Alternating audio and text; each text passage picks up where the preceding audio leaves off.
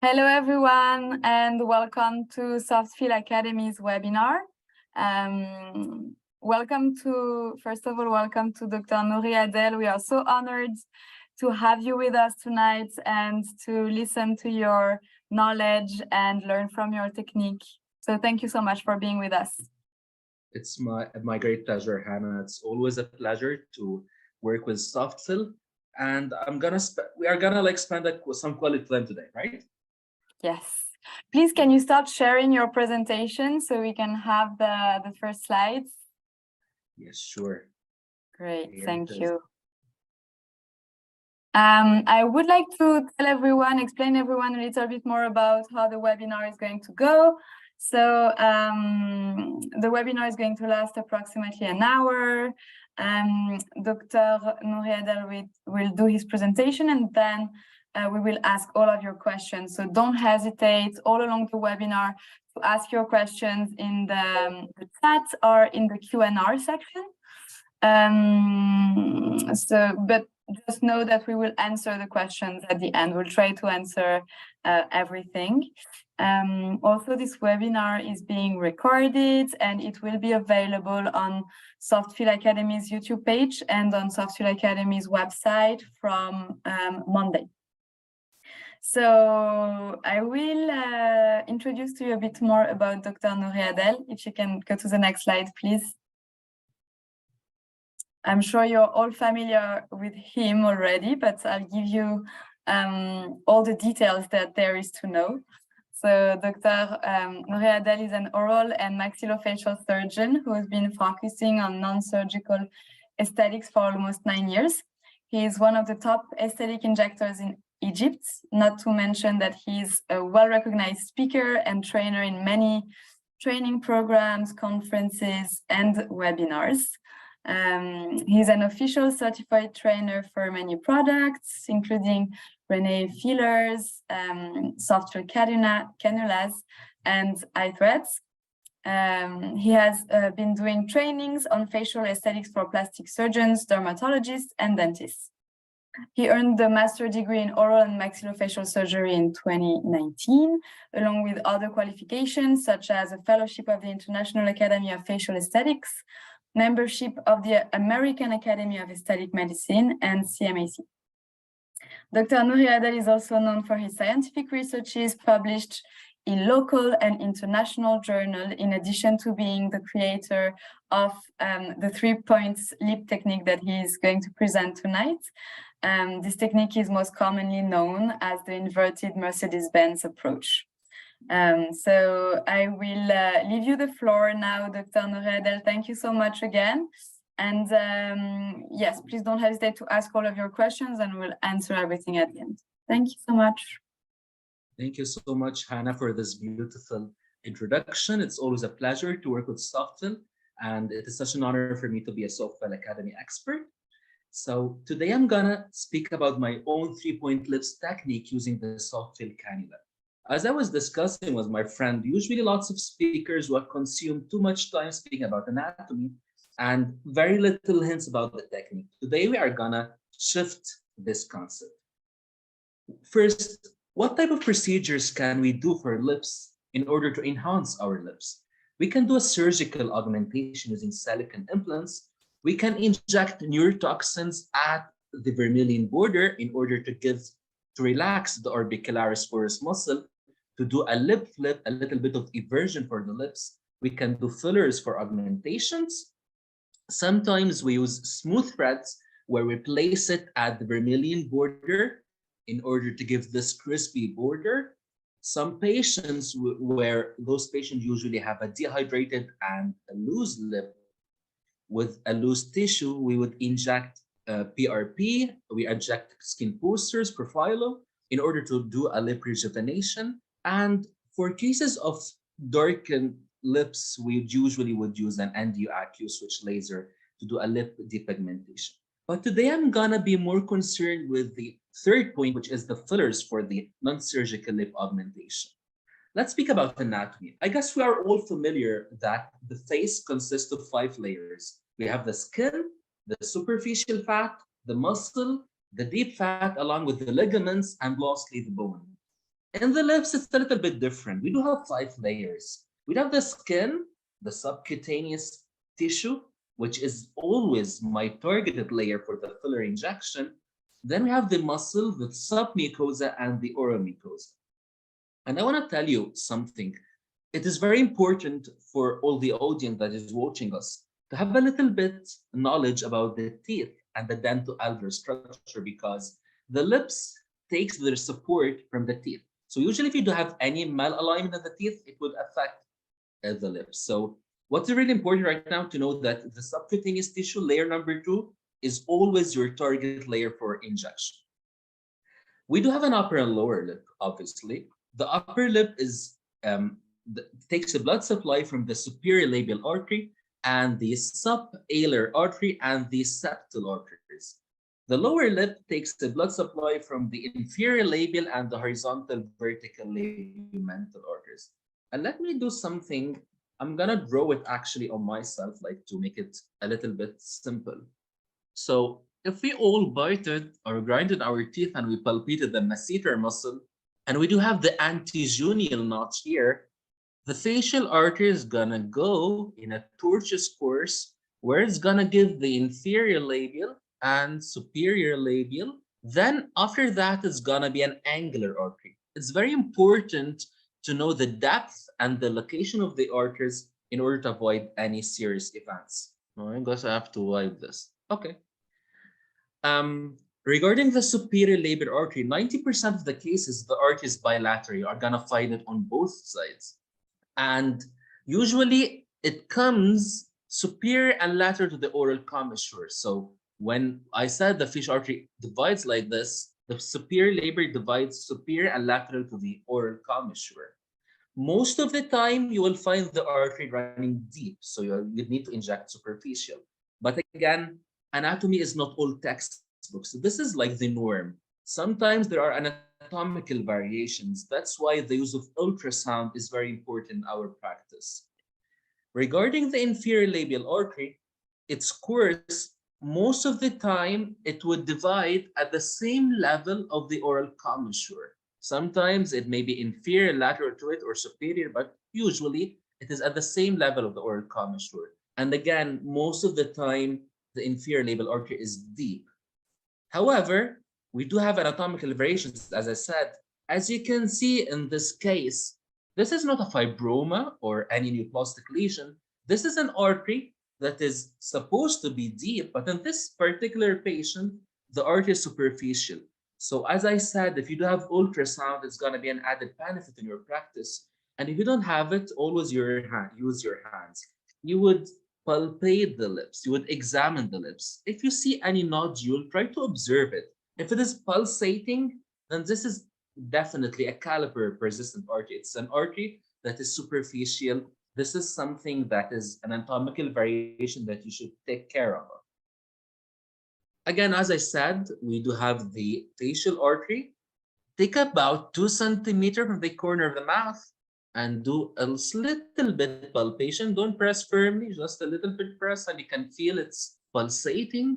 It divides into an inferior and superior labial artery, and the distance from the oral commissure is 13.6 millimeter, which approximately 2 centimeters.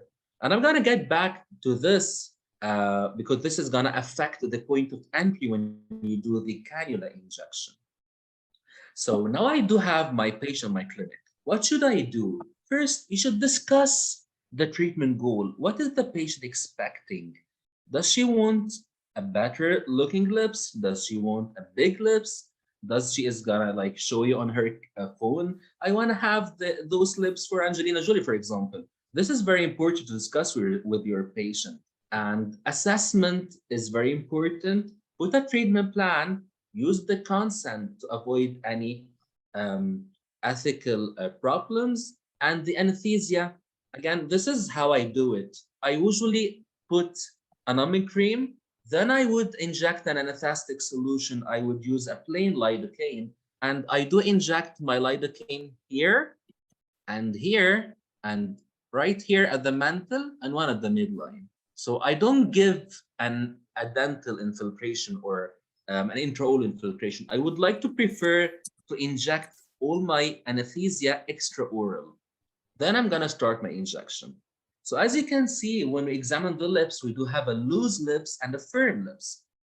In the first picture, where you can see the lips have like lots of fissures and cracks, I don't think this is a good candidate for lip filler. Usually I would put this patient on a protocol to maintain her hydration. I would start doing PRP or skin boosters. Then after the lips get nourished, I would think about doing fillers. This is very important in terms of lip examination. This is a very good research article for 𝗁𝗂𝗃𝗃 et al. He did classify 10 lip zones for lip injection. I will tell you right now which lip zones that I choose to neglect during my injection. First, I'm not very fond of injecting the 𝗁𝘀𝗻 columns. Okay. I'm not very fond of injecting the 𝗁𝘀𝗻 columns.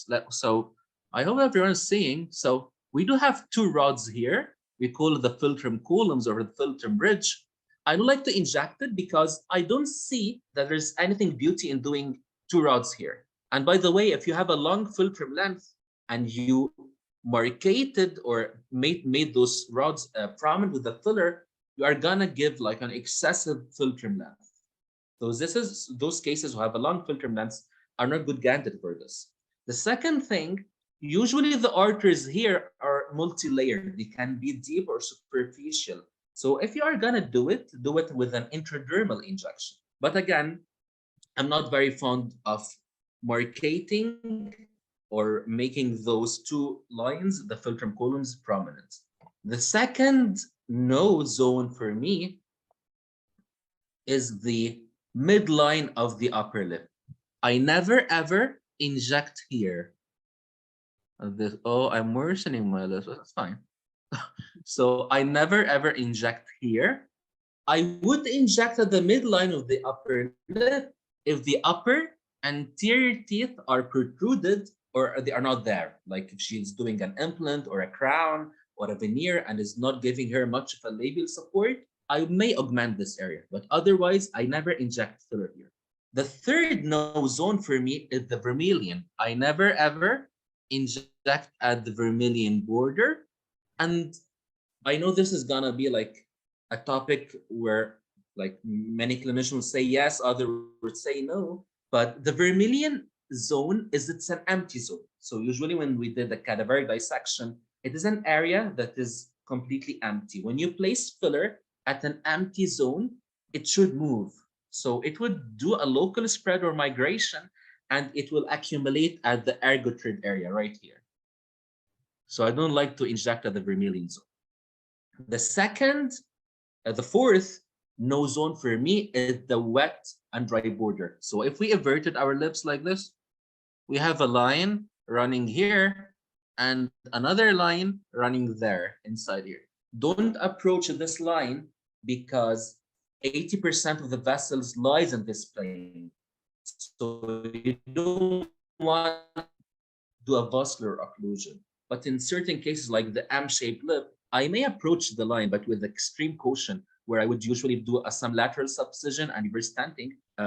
But again, should be done with an extreme caution. So we do have 4 no zones: the 𝗁𝘀𝗻, the midline of the upper lip, the vermilion, and the wet and dry border, unless in exceptions, as I said. As you can see in this patient, the filler spread or did a local migration, and it accumulated at the skin side of the lip here. So usually I would dissolve those old filler. How I do it? I poke the skin with a pilot needle, then I would enter with a 27 gauge cannula, and I would inject my Hyalase or Hylenex, but we don't have Hyalase here in Egypt. I would inject my Hyalase at the skin side and the lip itself. And I would usually do this in different planes in order to dissolve the filler. And I would dilute my Hyalase, which comes at it's 1,500 units, at a 2 or 2.5 ml saline. You may add lidocaine because it hurts like hell. But again, I use a 27 gauge cannula. I would do my entry point here. I would inject the Hyalase at the ergotrade area and at the lip itself. So this is the ultimate question, needles or cannulas? Some clinicians like needles, they find it better for artistry, redrawing, maybe a little bit easier. Others like me love cannulas for safety, for precision. And I'm gonna show you right now that you can achieve artistry with cannulas. And why do I love cannulas? In addition to safety, and I can sleep at night when I do any filler treatment for my patient, cannulas is gonna help you like to do threads, because if you mastered how to do the cannula, you can also start incorporating BTO threads into your practice. We do have a range of Softfil cannulas. We do have the Softfil Precision. It comes at the needle, which you do the entry, then you enter with the cannula. And we do have the Easy Guide. The Easy Guide, the only difference is that in the Easy Guide, the needle is not a needle. It's more of a butterfly needle, where you would do the entry, then it does have a gliding plane where it will guide you entering the cannula. I'm gonna show you this on a video so you can better understand it. So first, when I have a patient in my clinic, what is the outline for injection? The first thing, I would draw a vertical line from the 𝗟 running downward to there, like this, and another line like that. Those are the outline for my injection. I never ever inject lateral to those lines, because otherwise you may have a sausage lip, and this is also a high risk area, so I don't like injecting the corners. However, if it's an old patient and the lateral part are like drooping like this, I may inject lateral. But in most of the cases, I would stick to the outline of my injection. Where I'm gonna enter with the cannula, I have two options. You can poke the skin from here. And remember, we have the facial artery 2 centimeters. So like do your poke 0.5 or 1 centimeter, like make it a little bit away from the facial artery. If you have an ultrasound, again, it's gonna be an added tool. If you don't have it, you know the anatomical variations, watch the skin, palpate, because sometimes the artery so I saw a case for Stephen Weiner. The artery was too superficial and was pulsating like this. So you have to always palpate if you don't have an ultrasound. So you're gonna poke the skin and enter with your cannula to do the injection. Let's show a video for this.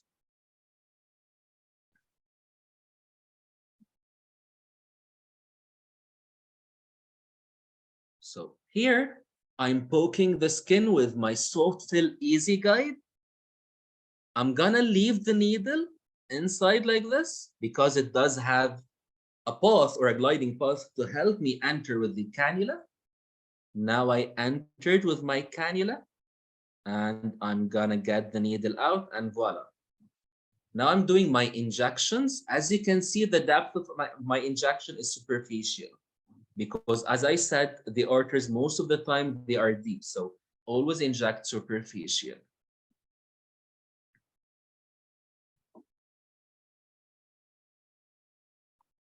Now I'm doing the lower lip. And by the way, usually from this entry point, you can do the whole lower lip. But for the upper, I would prefer 2 entry points. This is the conventional, the basic technique. As you can see, we augmented the lip, but we didn't change the way she looks. So let me show you the picture one more time. So this is her before and after. She's still the same person, because cannulas are good. They don't give us bruising. They do have a less risk of swelling, but there's always a problem. You cannot draw the lips with cannulas. I cannot like build those tubercles, those 𝗃𝗶𝗄. I cannot accentuate it with cannulas. There is no much artistry. This is a fact. So I thought of doing something a little bit different. I started again returning to needles to do my injection, because needles gives me the artistry that I want for my patients. This is the fencing or the tenting technique, and it's always accused for causing the filler to spread. And I would usually enter from the vermilion, but I would give a single point once I redraw the needle. Again, this is needle. As you can see, I do have to do lots of poking. The swelling post-operative is big. There's always a chance of bruising. And if you are not extreme cautious, you may definitely hit an artery and cause a vascular occlusion.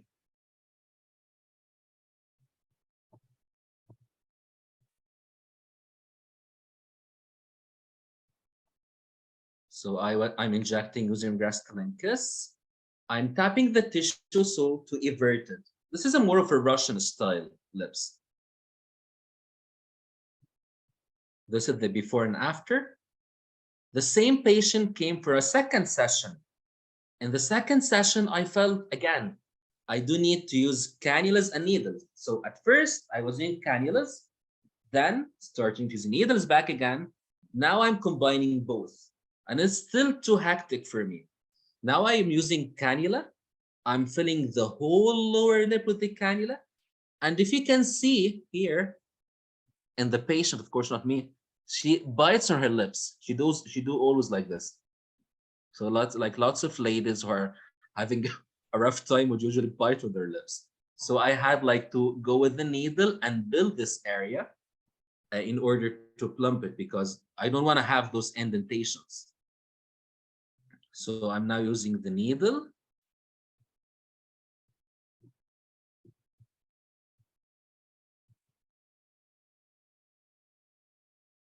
I'm doing a curved linear threading because I want to like give it this pouty and prominency. Now I'm doing the nasolabial fold for her.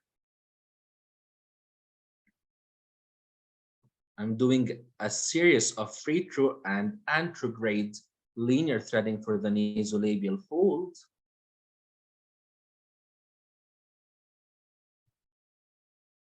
And those are the before and after picture.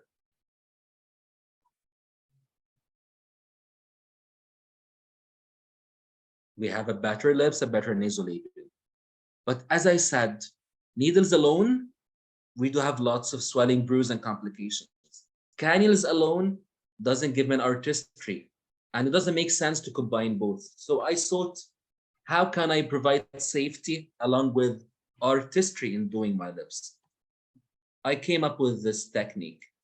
Instead of doing a poke from here and entering with the cannula like this, and doing a poke from here and entering with the cannula like this, I would change my entry points. I would do 3 entry points. I would poke the skin from the tip of Cupid's bow, we call it the GK point from here, and another poke from here, and a poke from the midline. Then I would enter with my cannula and do a series of linear threading or fanning like this, and the same from here, and voila. This is the technique. And sometimes I place an aliquot for microboluses in the lip tubercles itself. So I modify my entry points. Instead of entering from the corner like the conventional technique, I enter from the tip of Cupid's bow on both sides and one right at the middle. As you can see, it's a little bit of like an inverted Mercedes-Benz. And this is a before and after. No needles, just a cannula. In this patient, I was able to give her this pouty, curved lower lip, to redraw the Cupid's bow to accentuate the GK point, and to give her a pouty appearance with no needles at all. This is how I do it. 3 entry points, 2 from the GK points on both sides, 1 at the midline of the lower lip. Let's see the video.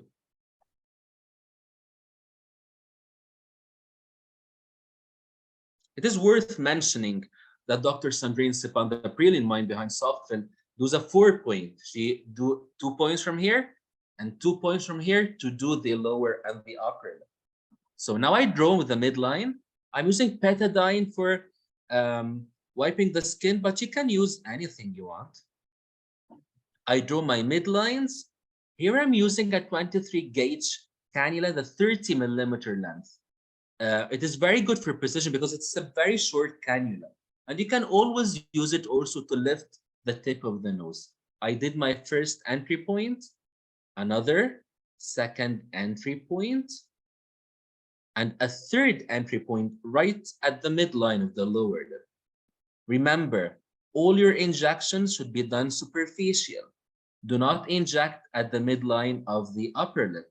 Do not inject at the vermilion border, nor at the wet and dry border. Now I entered vertically. I would place an aliquot. Then I would start doing a linear threading, a retrograde linear threading. And I would prefer to use a 𝗁𝗔 prime product for this technique in order to have this pouty appearance. I'm injecting backward. Now I'm going to the other part of the lip.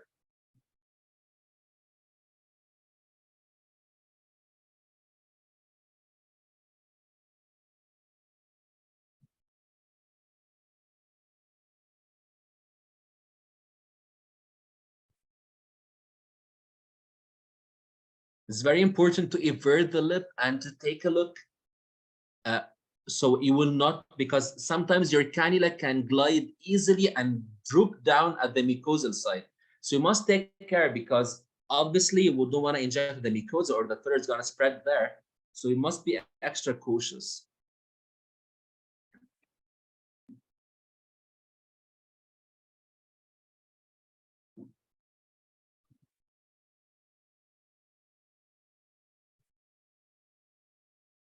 Oh, I'm sorry, the video stopped, so let me. Yes.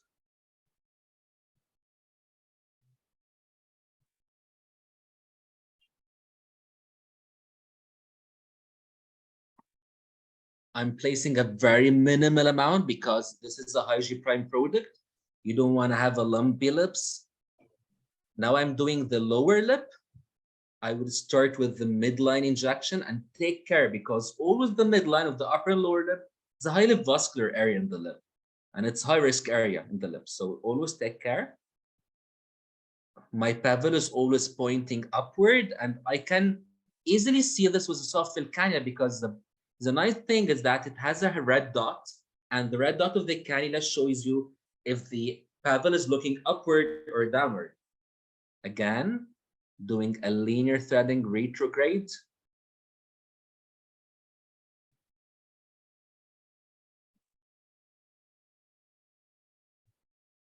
And I would repeat the same for the other side of the lip.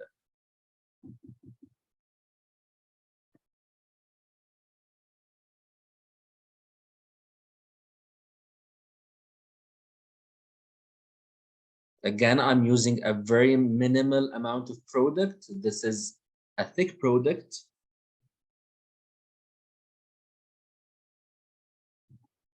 I would start now molding. No, I'm filling this part stuff away. Now I'm doing some molding and massage and doing some, again, molding to reshape the filler. And voila. Of course, she's saying fabulous.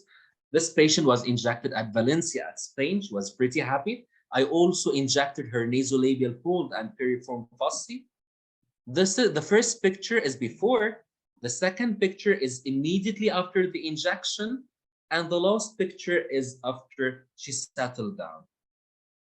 However, when she came at 7 days, she had a very small lumpy part here. And she liked the filler. We don't want to dissolve it, the filler. So we thought about a nice product that also Softfil have, which is the 𝗨𝗶𝗄𝗄𝗄𝗏. I guess this product is a little bit misunderstood. 𝗨𝗨𝗄𝗏 is not an alternative to 𝗁𝗨𝗄𝗏. It just works on lumpy superficial parts where you don't want to dissolve the whole filler. So we would apply it. And I would recommend to add some heat and to give it to the patient to repeat it. 𝗁𝗁𝗄𝗏, the injectable 𝗁𝗁𝗄𝗏 will dissolve the whole filler and the natural hyaluronic acid, but it's not a problem because your natural 𝗏𝗂 will reform again. but 𝗪𝗶𝗃𝗃 is just gonna only work on the superficial lumpy part without the need to inject 𝗪𝗂𝗃 to dissolve your whole filler. And those are the results after the use of 𝗨𝗃𝗃. She is perfect. She looks normal, and I preserved her identity. So we do have two patients using the same technique, a patient that looks subtle and another patient that some people may think it looks fake, but in the Middle East, they would love this shape. And I used the Å product for both. In this patient, the one on the right, I used 𝗨𝗃𝗃 and at this patient, I used 𝗨𝗃𝗃𝗃. So we do have like two different patients, but using the same technique. This is my own research. I published the 3-point lips at the PRS Global Open. If you have a free time, you may take a screenshot and read the full research at their journal. It's for open access. Don't do dot lips again, okay? Devil's lip, octopus lip trend, Russian lips. I don't think that we should follow those trends. It's our mission as doctors to give our patient their aesthetic look, but at the same time to preserve their identity and to educate our patients. What is the worst nightmare for any injector is to see this. The planching. This pale look means that you definitely injected filler into an artery, and you would definitely need to do a protocol. How do I resolve those issues? I would usually do two things going with each other. I would do the chemical and mechanical approach, combining both with each other. I would go for a warm compressions and lots of molding and massage for the area. I would inject Å𝗃𝗃 that is reconstituted with 1 ml saline or 1 ml lidocaine. I would use also aspirin, 300 milligram. I won't recommend giving too much aspirin, only 300, because it antagonizes the Å𝗃𝗃. In some cases, you may also need to add Viagra and flush the area with plain lidocaine because it's gonna act as a vasodilator to open up the blood vessels. And for any fresh injectors, don't do filler injection unless you have a stock of Å𝗃𝗃s. Patient safety comes first. Å𝗃𝗃s, cannulas, ultrasound. This triangle works with each other, okay? Some take-home messages: always inject superficial, unless if the artery is superficial, of course, you would not inject superficial. And in some atrophic lips, I would go deep with the cannula to build up the lip. Avoid injecting into the vermilion border because, as I said, the filler is gonna spread at the skin side. But we do have a range of products right now, like the 𝗏𝗃𝗃, the dynamic fillers. They are supposed to be injected at dynamic areas to fill those areas. Theoretically speaking, 𝗏𝗃𝗃 should maybe placed at the vermilion. I will not cause any filler spread, but I don't have enough experience to state that you can use 𝗏𝗃𝗃 for demarcating the vermilion border. So I would usually love to stay away from the vermilion. Consider using cannula in your practice, and it's not an excuse to say cannulas are hard to use. I mean, take courses, take training programs, learn how to use the cannula. And it's not always, and I do hear like lots of weird things, like most clinicians would say cannulas are more painful than needle. I do Jaw surgeries all the time. If the patient is perfectly numb, she will not feel anything. And my favorite cannula ever is the 22G Softfil cannula. Always stay within a vertical line from the ala of the nose during your injection, unless it is an old age with the drooping lateral part, you may need to go out this line. Antrograde would give a less bruising than retrograde. And consider using duplex ultrasound in your practice along with cannulas. It would definitely be a good tool for an added safety. And always learn this, the capillary refill. Always press on your tissue after you inject the filler for 10 seconds or even more and remove your finger. If the blood returns within 3 seconds, then you are okay. If it is delayed, then you should suspect that you blocked an artery. And a little bit hint for all of you, some patients have a delayed refill. So it's always smart to test the refill of the patient before you inject. I always do a capillary refill after all the filler treatment to see if my patients are fine or not. Again, this is my Instagram, my Facebook, my email. Please feel free to contact me or follow me or on my Instagram and social media. And if you ever came to Cairo, please pay me a visit. Thank you so much. Thank you so much, Softfil, for having me. My dear friend Hannah, are you still with me? I am with you. Okay. So let me stop sharing my screen. Thank you so much, Dr. Noury Adel. It was incredible. Just such an interesting presentation. We have many questions already, and I invite everyone to keep asking their questions. We will answer everything. The first question that we had was, how much lidocaine do you use on each point? So there is no, actually, when we decide how to use the anesthesia, it depends on the body weight of the patient. But usually when I do a lip filler, I never exceed 2 carpools or ampoules of the lidocaine. You know the lidocaine that the dentists use it to block your nerves when they go have a cavity or something? I just use 2 carpools of plain lidocaine. Don't use a vasoconstrictor one, because obviously a vasoconstrictor is gonna do some blanching. So if you block the vessel, you will not be able to diagnose it. So use a plain lidocaine and just, divide it on those points. So usually, Hannah, I would inject my anesthesia here. So I would inject here, right beside the ala, and the ala on the other side, and here on the corners, and at the mantle, extraoral, just to draw a mid-pupillary line. Here, the mantle between the 4 and 5, the premolars, and 1 at the midline. It's like a more of a ring anesthesia. I look horrible with those marks. No. Okay. Marlene, oh, hello, my friend. Lots of kisses from Egypt. Another question about, why do you use art filler volume and how much product do you use? So yeah, so Nabil, the thing is, you can use any filler you want, but if you want to have this bounty, this eversion, this increased vertical height, this like flat profile, I would usually use a 𝗁𝗄 coating. That's why I used the art filler volume. But you can use anything within the same rheological properties. So you can use 𝗏𝗏4 to seal ultra deep. You can use Restylane lift. I do have another video for Restylane lift, but I didn't put it in my presentation. So you can use any 𝗁𝗄 product. And how much product it does, it actually depends on the case, but I would recommend not to inject more than 0.4, 0.5 at the first session. Like, remember, 𝗁𝗄 product will get hardened in the lips even more when you leave it there. So don't give lots of volume on the first session. All right, thank you. Yes, so the other question was basically the same, you just answered it. So another question, do you place the red point of the cannula up or down? This is a very beautiful question. So Nabil is talking me with a beautiful question. So here's the thing.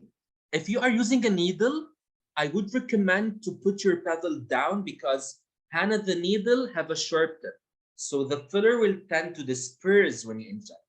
But the cannula will always place the filler at the same plane or the same canal that you did it with while inserting the cannula. So in the cannula, I make the paddle look upward. But if you are using a needle, no, make the paddle look down. But I'm no longer using needles. So if the cannula, make the paddle looking upward. And the nice thing is that with Softfil, you have red dot. So you can easily know if it's looking upward or not. If the red dot is looking to you, then the paddle is upward, and the vice versa. Thank you. So what size of cannula is the best to inject the lips? This doctor, Dr. Pena, is usually using the 22 gauge. Angelica, we are friends. I do the same, my friend. 22G. It's always my favorite. Look, nothing is completely safe, but 22G gives you a little bit of safety rather than the 25. And I never use a 27 gauge cannula for injection, only for dissolving because it's pretty sharp. So it's pretty much like a needle. So I only use a 27 for dissolving, 22 for injection, always a 22. I would like to add something, maybe it's a little bit out of topic, but for the neck, if you are doing hyperdiluted radius, use a 20G cannula. Okay, great, thank you. I want to add something. I forgot. Okay, go ahead. So regarding the gauges, because this is like lots of fresh injectors would usually forget this. The gauge also depend on the filler. You cannot use a high G prime product with a large particle size and a very thin cannula. Otherwise, the sear is gonna like boom explode on your face. So the gauge must be must make like leave room for the filler to flow inside it. So again, the type of product depends a lot. All right, thank you. What about herpes infection after lip filler? How do you manage, and will you do filler again after such problems? So the funny part is that I had one of my patients I injected at the course, and she had the herpes after I did the 𝗨𝗏𝗏𝗏. Like Hannah, I injected her on Saturday. She had herpes on Tuesday, and it was pretty awful. I don't know if it's still there.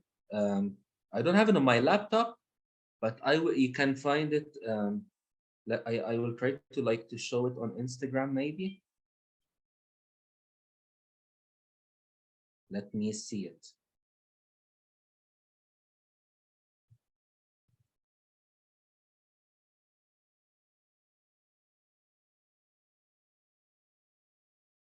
Sorry for taking too much time. It's okay. I don't know if it's a.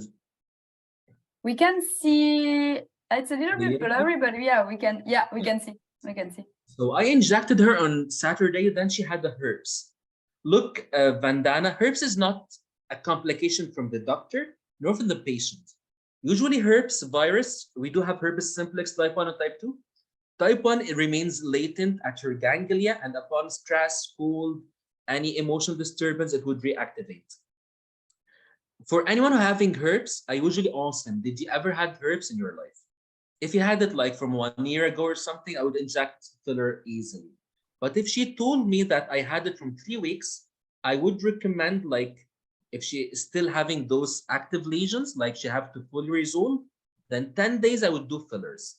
The only indication for doing a prophylactic acyclovir, if the patient had herpes from 1 year, but those days she is doing an ablative laser or any fraction here or doing any waxing or any sort of irritation for the lip, I would give her a prophylactic acyclovir, 400 milligram, 2 days before the filler and 5 days after the filler treatment. Those are the only cases that should have a prophylaxis. How will I manage? In most of the patients, I found that when you dissolve the filler, they usually rest a little bit, and I would give also acyclovir ointment and acyclovir tablet.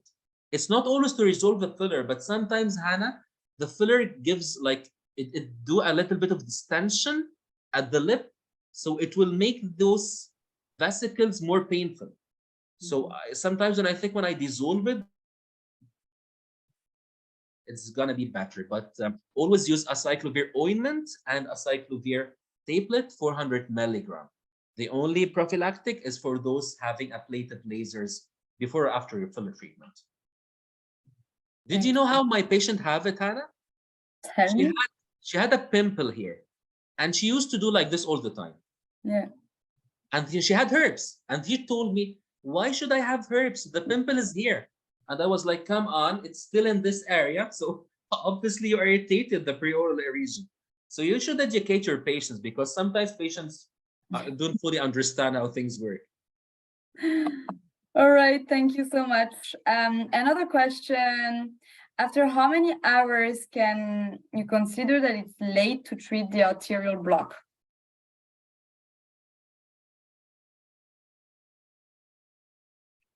Oh, I lost this. What did you think? So after how many hours do you consider it too late to treat the arterial block? So Saeed, always, if you can diagnose it on the spot, treat it on the spot, and there is no dose for hyalase, inject to resolve. I guess it's always good to inject the hyalase at the same session or the next day. Believe me, if you leave it, it's gonna get worse and the prognosis is gonna be bad. And you know what? If you don't have ultrasound, Hannah, use your finger, capillary refill. It is the king. Press for 10 seconds, remove it, visualize. It's not gonna take any of your time. And I will tell you something funny. Whenever I treat a high-risk area, such as the temples or the nose or the forehead glabella, I would make the patient sit on the clinic for 1 hour. So if she is doing shopping, I would tell her like, go around, but I have to see you in 1 hour. In 1 hour, you would see a blanching if you did anything. You would see this pale look. Thank you so much. Another question. Thank you. A doctor is thanking you to share your technique and is asking, what technique do you prefer for the lateral lips to have less volume? Yeah, what does I don't fully understand the question. What technique you prefer if the lateral have to, does he want to decrease its volume or increase it? Well, I understand to decrease the volume, not sure. Well, if you want to decrease the volume, there are two options. Again, it depends on the case. You can augment the central part. So when this part gets augmented, the lateral part is going to shorten. Or you can go for a lip reduction surgery. It is a surgery where they would cut down from your lips and mucosa to make it look less, to make it look smaller. Thank you so much. I just hope that we understand this question in a proper way. Well, you can, the person that asked the question can always come back to us after.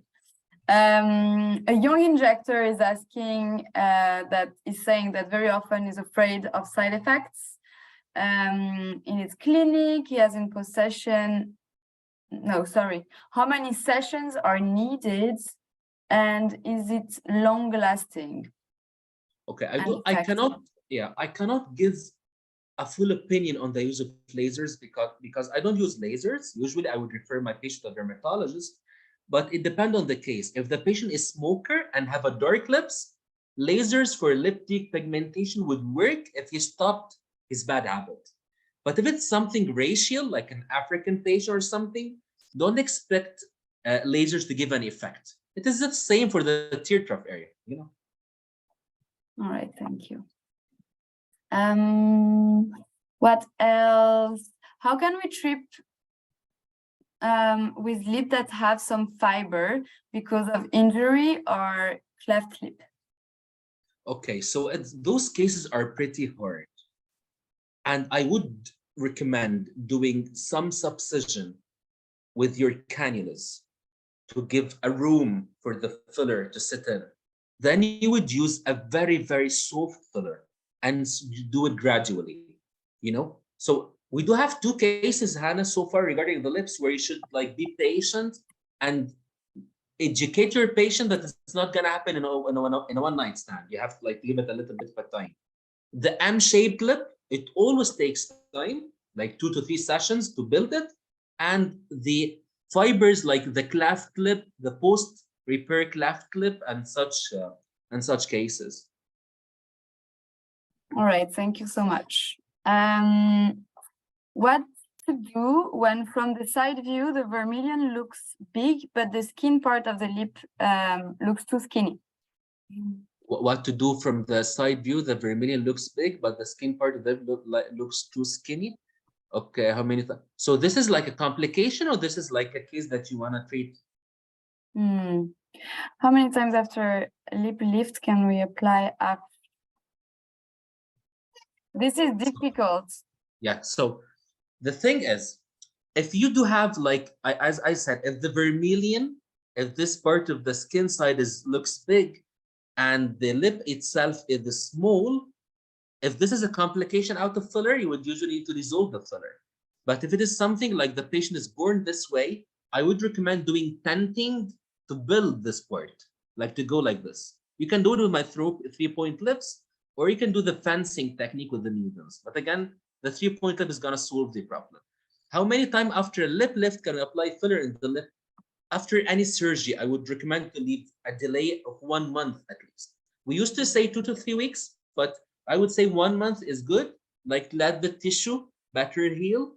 And the lip lift, one of the bad complications about it, it leaves a scar here. So you would it's better like to give it a little bit of a time. So 1 month is good to do a filler for the lips. All right, thank you. We just got a message from the previous doctor that's precise that his question was, what do you do to increase the lip volume laterally? Yeah, this is which question, Hannah? It's the very last question. No, not the last one, the one before the last. Okay, could you repeat it again? Because I'm standing at Reza Sharaki. Okay. So the question was what to do to increase lip volume laterally. Yeah, you would inject filler there. If you did my 3-point lips, take the cannula to the lateral part. But again, Hannah, we don't want our patient to look like this. Okay. Yeah. We want the lateral part to be tapered lateral. So we would only inject lateral if it is an old age or drooping like this, or if you have an M-shaped lip. But in most of the cases, you would stick to this outline. You get it? All right. Thank you. Going back up, so Dr. Sharaki is asking, when doing the upper lip with the 3-point technique, is there a risk to deposit HA into the wet oral part of the lip, or that the HA migrates there? Yeah, apparently, definitely. Yeah, they had a customer from other clinics where he found micro lumps when flipping the lip and inspecting that area. Yeah, it definitely can happen. So when you enter with your cannula and you reach the wet and dry border, take it back like a couple millimeters away and place your aliquot and start to do your linear threading. So when you go down, remember the cannula can glide easily into the mucosa. So you must take care. I always, you know what I do, Hannah? I flip the lip like this and I would mark it so I would not go to it. I would always stay behind it. Yeah, it may definitely happen. Yeah. All right, thank you. What is your opinion about lip flip? Well, this is a very good question. I would only do it for gummy smile patients who have a hyperactive orbicularis oris. How do I assess it? I would make the patient look from side view like this. I would tell her smile, the maximum smile possible. If the upper lip everts inward, then in addition to injecting the elevator muscles of the lip, I would do a lip flip. But again, you will only see a difference if you have a gummy smile. Otherwise, it doesn't expect much of a change if you did it like for anyone. I mean, for me, if you did it, I won't feel that I did anything to my lip. So it is indicated in gummy smiles with hyperactive orbicularis oris. And you can do it as a complement for any patient if you still have like a remaining toxin in the vial.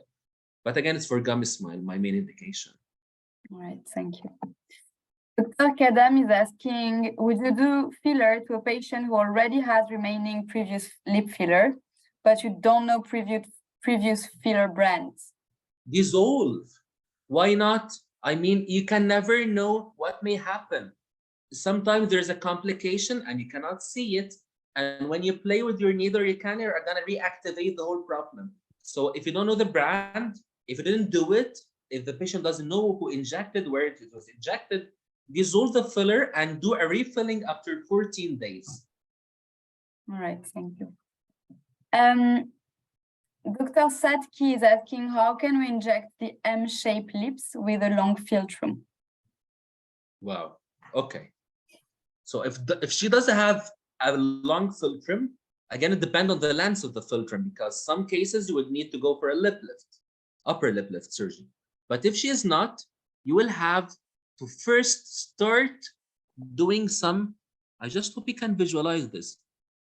Okay, so you will need to do some lateral subcision with your needle or cannula and inject a filler here close to the wet and dry border, but it's very risky. and do some reverse stenting, like inject like this. So we do have, Hannah, the tenting and reverse tenting. And after you build the lips and make it looks normal, like it's no longer M-shaped, return to play on the central part to give it a little bit of an eversion. But again, this depends on how much the length is long. Because if she does have a very long fulcrum length, you cannot like build this and make her look like a chipmunk, you know. So some cases may need surgery. All right. How do you apply toxin injection for lip lifts and how much unit? You cannot lift the lip with toxins. Toxins gonna droop the lip. Does he mean a lip flip? And he mistaken? It's called lip. It's written lip lift, but I'm not sure what it means. Maybe he means a lip flip. Maybe. But if he means a lip, because he cannot lift the lip with toxins, toxins will droop the muscle. You know. But by the way, you can lift the lip if you placed filler deep to the bone here. It would do myomodulation. It will like give a fulcrum for the muscle to give a little bit of a subtle lift with the lip, but it will not be a lip lift. The lip flip, 1 or 2 points here, 1 or 2 units, 1 or 2 units here. Right. Okay. I look wonderful, Hannah. I never did this before drawing on my lips. I'm being abused. Dr. 𝗬𝗁𝗀𝗃 is asking, will it help to combine plasmage on the philtrum and on the outer order of the lip than inject with HA? I'm sorry, I don't think that plasmage or those devices would really like help in lifting and tightening the skin. I would usually go for fillers, for threads, and no, not plasmage. Not my thing. Okay. All right. Many people are thanking you for a great presentation, of course. We have many questions. I don't know if we'll be able to answer everything, but let's see this one. Can you melt the filling that you did not make yourself? The patient is not satisfied and wants to have it done again. How long does it take to fill again after melting? Yeah, you can melt the filler, Hannah, if it is hyaluronic acid. But if it is a silicone or a polymer, you cannot unfortunately melt it. And how long does it take to fill again? 14 days. So I would do the hyalase today, and after 14 days, I would do a refilling. And as I said, Hannah, ultrasound is very important because if you if you use the ultrasound and you visualize a snowstorm pattern, like it is a silicone down there, hyalase is not going to dissolve it. And unfortunately, some cases, like, you know, if they get pushed out of filler treatment and you cannot fix it. Yeah. All right. How dangerous is it to use hyalase without prior allergic tests? This is very interesting. So you do have the hyalase and the vitrase. It is bovine and sheep. So definitely it does carry an allergic, there's a risk of allergy. Usually patients who have allergy from the bee sting, you know, the bee sting that sting, or the wasp, those patients would usually have an allergy to the hyalase because the bee sting and the wasp have an hyaluronidase enzyme, the same as the hyalase. So I have to take my blazer, Hannah, so in order to accept. We are doing lots of funny things today. So I would mark their hand. I would do mark here. And I would do an intradermal injection of hyalase 20 to 30 units. And I'm gonna see the patient after 20 minutes. Sometimes it may be like for 30 minutes. Sometimes I leave them for 1 hour to see if the patient had a Whelan flare. This means she's allergic to hyalase. So I cannot use hyalase. You can use Hyalenex. Do you have it in France? I don't think so. Okay. Hyalenex is not from animals. It is a recombinant DNA technology. So it does carry a less risk of doing allergy, if any. And but we only do a skin test, an intradermal skin test, if you are dissolving old filler. If the patient have a VO, there is no time to do a skin test. You just have to dissolve it. And if you got allergic, you are gonna manage allergy. Like in any allergy, you would go with steroids, antihistaminics, and etc. All right, thank you. And I'm very sorry. I just want to add something. It is always better to do a skin test in an allergy clinic, because you never know how much of this very minute dose that you didn't add the hands that may elect an immune response. All right. Dr. Sharaki again is asking, which ultrasound machine brand would you recommend for anesthetic clinic? You have the Claris, and you have the 𝗳𝗊 and the Alpinian. It's a Korean, but I guess Claris and 𝗳𝗊 is good. We are doing marketing for ultrasound. Yes. But actually, Softfil, they do have Dr. Steven Weiner. I had the pleasure of doing a webinar with him, and he's an expert in those things. And if you are interested, you would definitely need to go learn. Yeah, it's true. Maybe a last question. How do you leave mouth corners? I think you've talked about this maybe before, but it's another question. Okay, I will tell you how I do it. So there are lots of ways. Again, they wanted me to say the way with the cannula. I guess it's gonna be better. I would enter from here, go upward with the cannula, deep. I would place some microbolus for support. Then I would come again superficial like this, fanning here. This is a way.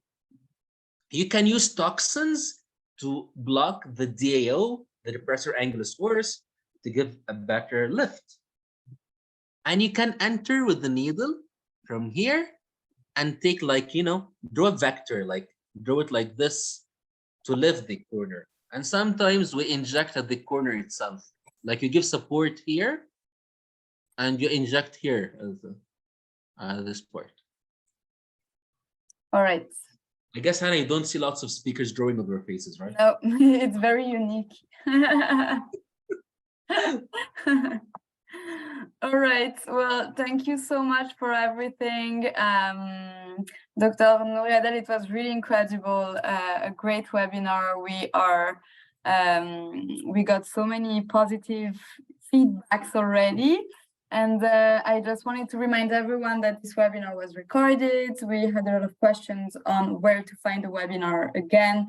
It will be available from Monday on Softfil's YouTube channel and also on 𝗁𝘀 Academy's website. So it will also be subtitled in different languages. So you'll have free open access to it whenever you want. Thank you again so much, Dr. Noury Adel. You are always welcome, my dear friend. And thank you so much for the whole Softfil family. And I hope to see you soon. Yes, hope to see you soon. Have a nice evening. Bye.